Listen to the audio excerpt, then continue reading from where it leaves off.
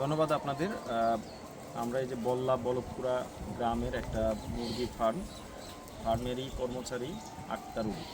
তো ওর একটা ফোন কলে, ওর না অর্থাৎ এই গ্রামের আরেকজন ব্যক্তি ফোন করলে আমরা জানতে পারি যে একজন লাশ পড়ে আছে।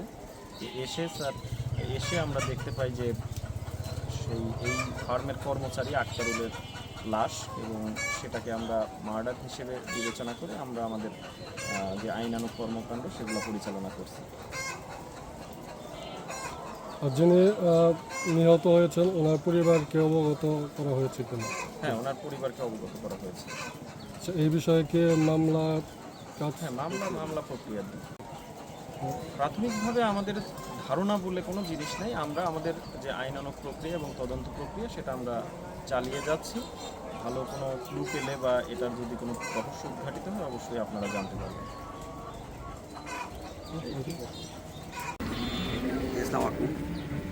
আমি অফিসার ইনচার্জ কালিহাতি থানা। ওই সকালে 9:30টার দিকে এখান থেকে ট্রিপল লাইনে একটা কল আসলো যে একটা ডেড বডি পড়ে আছে মোর্শেদের মুরগির খামারে কর্মচারী। পরে সেখানে আমরা আসলাম, আসার পরে দেখলাম ডেড বডিটা ওই মুরগির ফার্মের পিছনে বড় ড্রেনের মধ্যে পড়ে আছে।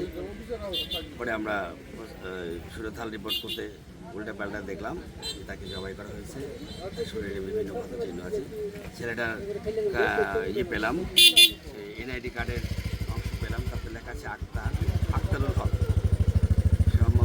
ওর বাবার নাম হচ্ছে নূর ইসলাম, তার বাড়ি হচ্ছে চিরির বন্দর থানা, দিনাজপুর জেলা।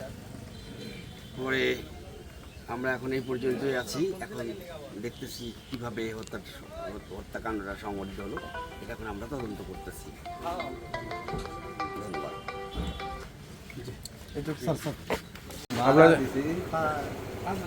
এই ফার্মটা কতদিন ধরে ভাড়া দিচ্ছেন? 5 বছর না, 5 বছর না, 4 মাস আছে।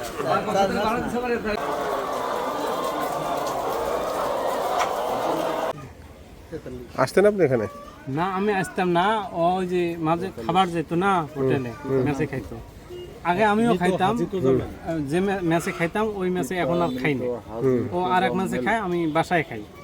তো ওই যখন যায় তখন হয়তো একটু করে দেখা হতো। তা ইদানিং 2 দিন ধরে দেখা হয় না। পরশু দিন আমি ফার্ম থেকে খালি দেখলাম ও ভ্যানত যাইতেছে, আমার খালি হাত ইশারা করলে এইভাবে। দেখি বুকের নিচে পেটে